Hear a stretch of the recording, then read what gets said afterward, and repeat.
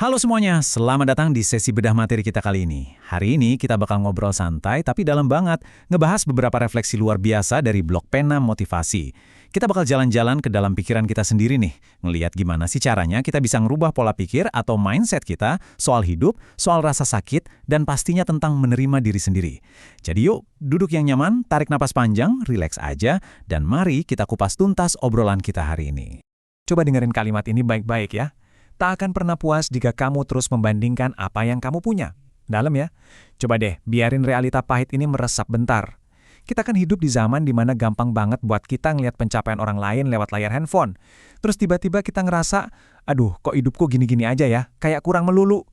Tapi ya disitulah jebakannya. Kita nggak bakal pernah bisa merasa cukup, apalagi puas, kalau standar yang kita pakai itu rumput tetangga. Nah, pertanyaannya sekarang, gimana sih caranya kita bisa keluar dari lingkaran setan yang bikin capek mental ini? Pertanyaan itu membawa kita masuk ke bagian pertama, filosofi bersyukur dalam kehidupan, atau gimana caranya kita benar-benar menemukan rasa syukur itu sendiri. Nah, ada satu kontras yang menurut saya indah banget di sini. Bunyinya gini, tersenyumlah bukan untuk menyembunyikan luka, tapi untuk mensyukuri bahagiamu yang tersisa. Wah, ini benar-benar luar biasa sih. Kadang kan kita mikir, kalau kita senyum pas lagi hancur-hancurnya, itu artinya kita lagi toxic positivity, lagi pakai topeng buat nutupin rasa sakit. Ternyata bukan gitu maksudnya. Senyum di sini itu semacam tindakan sadar, tindakan sengaja buat bilang terima kasih sama semesta buat sisa-sisa kebahagiaan yang masih nyempil di hidup kita. Ini soal memilih buat merayakan sedikit cahaya yang masih ada di tengah gelap, sekecil apapun cahaya itu. Ngomong-ngomong soal bersyukur, ada satu kebiasaan keren banget dari budaya Jawa, yang pas banget ngegambarin ini. Kalian pasti pernah dengar kan kalimat, masih untung? Kelihatannya sih sepele ya, ucapan sehari-hari yang mungkin buat sebagian orang terdengar naif atau pasrah aja. Tapi tahu nggak, sebenarnya ini tuh semacam trik psikologis yang jenius banget loh. Filosofi masih untung ini kayak memaksa otak kita buat berhenti ngeluh dan mulai nyari celah silver lining atau sisa berkah, bahkan di situasi yang paling bikin nangis sekalipun. Ini mekanisme pertahanan mental kita yang bikin kita tetap waras dan bisa terus melangkah maju. Lanjut ke bagian kedua, menghadapi dua jenis manusia. Kita bakal bahas gimana caranya menavigasi hubungan dengan orang-orang di sekitar kita. Gini, ada satu kenyataan pahit yang sering banget kita alami. Bahaya banget loh kalau kita terlalu maksain diri bertahan sama orang yang salah. Sering gak sih kita membohongi diri sendiri? Kita cuma fokus sama sisi baiknya dia, terus sengaja pura-pura lupa sama sisi buruknya. Ujung-ujungnya, kita ngebiarin diri kita hancur pelan-pelan. Bertahan dan terus-terusan mentoleransi perilaku yang nyakitin, cuma gara-gara dia punya beberapa sifat baik, wah itu benar-benar racun yang pelan-pelan mematikan dari dalam. Kita butuh keberanian buat sadar kapan saatnya melepaskan.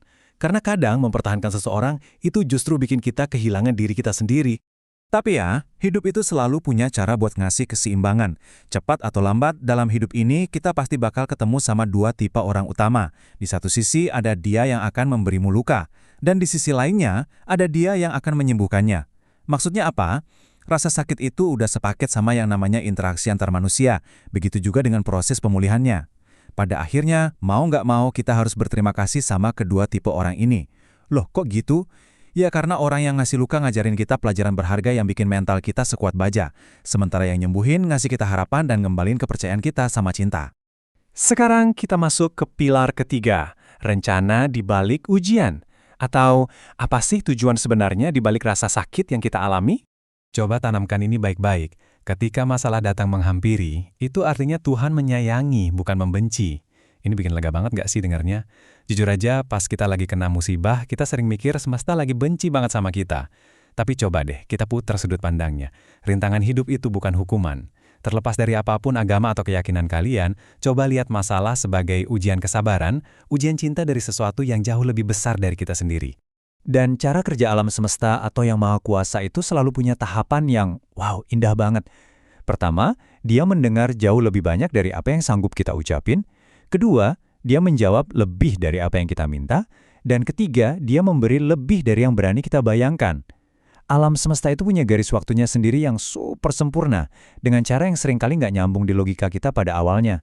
Tapi beneran deh, ujung-ujungnya apa yang kita dapetin itu maknanya jauh lebih besar daripada apa yang kita tangisin dulu. Jadi ya, buat kalian yang mungkin sekarang lagi dengerin ini dan ngerasa lagi ada di titik paling bawah, paling gelap, tolong resapi pesan ini. Percayalah kalau ujian berat ini dikasih ke kamu justru karena kamu lagi dipersiapkan buat jadi lebih kuat dari sebelumnya. situasi nyesek yang lagi kamu hadapi hari ini tuh sama sekali bukan akhir dari ceritamu. Bukan. Ini tuh ibarat tungku api yang lagi menempa kamu jadi baja yang kuat buat masa depan. Kamu nggak ditinggalin kok, sungguh. Kamu cuma lagi dibongkar buat dibangun ulang jadi versi dirimu yang jauh-jauh lebih tangguh. Dan semua ketangguhan tadi bawa kita ke bagian keempat, sekaligus yang terakhir nih. Bangga menjadi dirimu sendiri, dan gimana caranya merangkul diri kamu seutuhnya. Oke, saya pengen kalian benar-benar merenungkan satu pertanyaan pamungkas dari materi kita hari ini. Sudahkah kamu selesai dengan dirimu sendiri?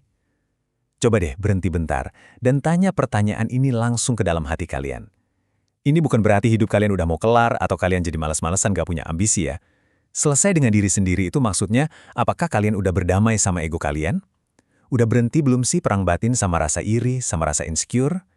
Ini pertanyaan psikologis yang dalam banget loh kalau dipikir-pikir. Biar lebih kebayang, selesai dengan diri sendiri itu wujudnya kayak apa sih? Artinya, kamu hidup dalam keselarasan.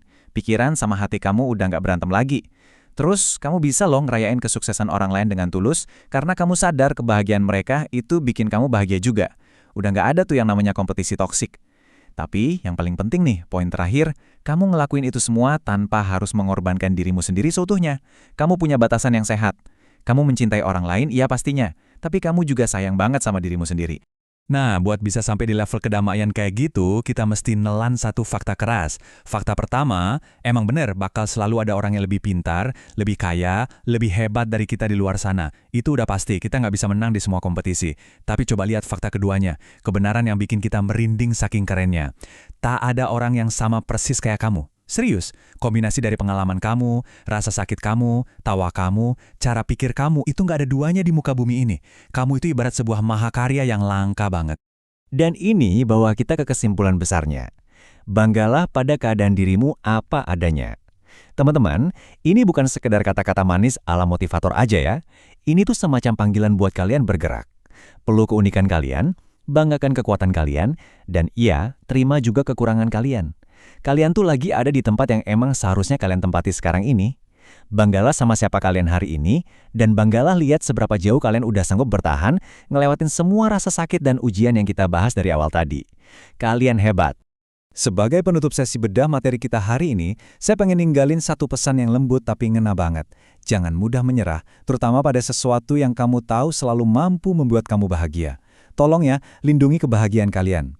Teruslah jalan ke depan, teruslah bersyukur sekecil apapun itu, dan jadilah versi dirimu yang paling otentik.